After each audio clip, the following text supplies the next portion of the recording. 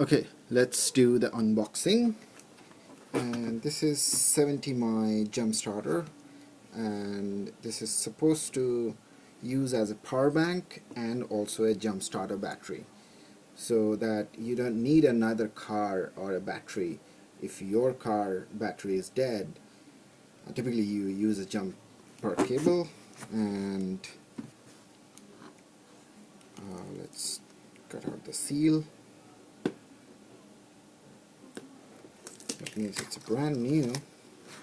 Well, one can technically open this, and it does come with a bag as well, so probably I'll throw the box away and keep this bag, which looks a bit handy, in my car's trunk. Just before I get to the bag, I just wanted to show the serial number and any specification or price that is written on it. So it says USB output is 5 volt 2.4 ampere, which is moderately higher, faster charging for mobile phones. Input is USB-C, so a bit of futuristic. Jump start output is 12 volts, obviously. Peak current is 600 amperes, so I think it should be good enough for a diesel car with 1.4 liters of engine.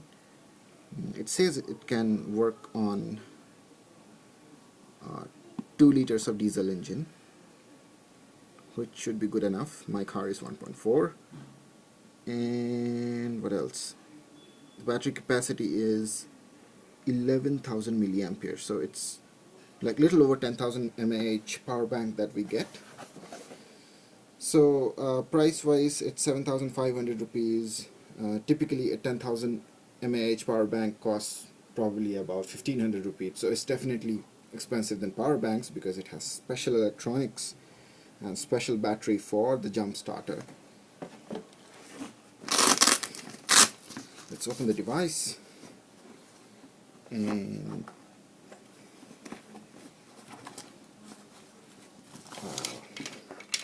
so the jump starter cable. So this is typical crocodile clamp cable.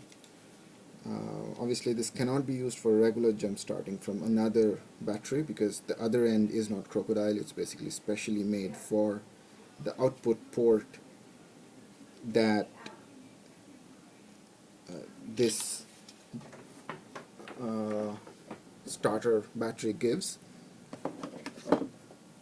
USB-C charger cable, and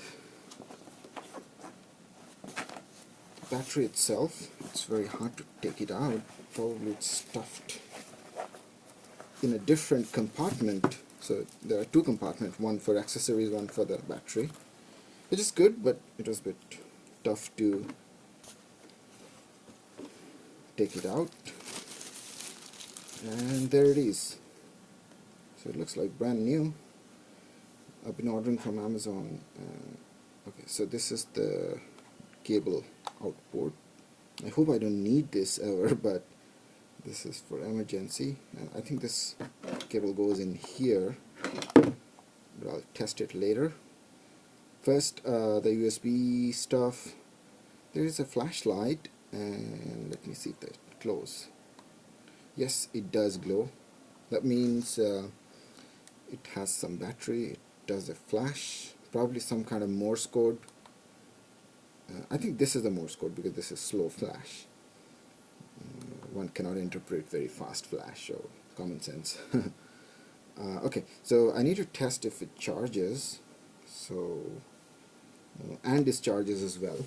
I can't test the car yet in my desk, but I can very well test a cell phone getting charged.